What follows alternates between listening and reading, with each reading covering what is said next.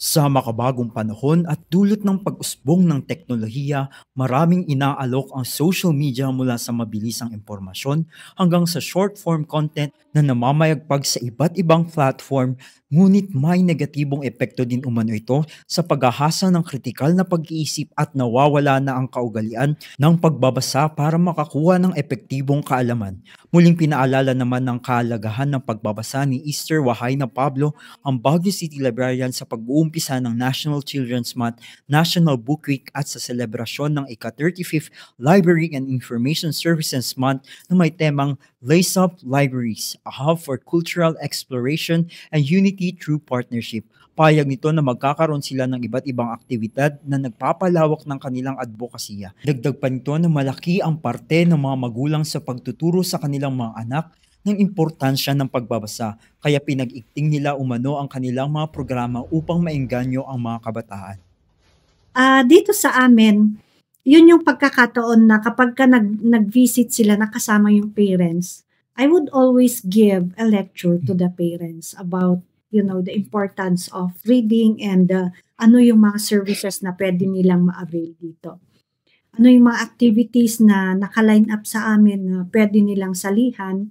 And we encourage them to join the Book Lovers Club, Parent and Child Book Lovers Club, wherein they can borrow mga storybooks. And then may portion din naman kami na, reading. Like nung napunta kami sa Don Togan, invite kami doon, so parent and children yon, no? Nagdala kami ng books, storybooks, and then we ask the parents to read with the child. No, sa mga anak nila, basahan po ninyo yung mga anak ninyo. And nakita nila yung enthusiasm ng mga bata, holding a book and, flipping the pages. Yun, nakikita nila.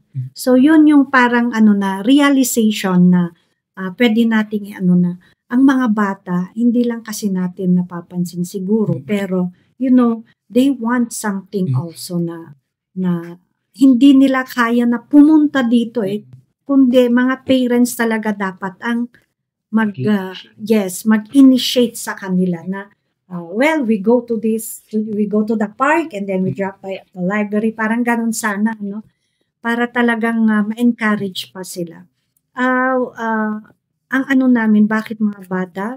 For the next generations. Inaasahan naman sa mga susunod na araw ang mga aktibidad tulad ng Family Tree Contest, Research Writing Workshop, Library Scrabble Contest, The Reader as a Storyteller Contest, Library Mascot Design Contest, at ang kanilang mga regular sessions tuwing Sabado tulad ng Math Tutorials para sa Grade 1 hanggang Grade 12, English Tutorials naman para sa Grade 1 hanggang Grade 6, at sa iba pang detalye maaaring bisitahin ang kanilang Facebook page sa Baguio City Public Library. Ako po si Joe Makibibar, kanal ng St. Louis University, nag-uulat para sa DZWT 540 Radyo Totoo.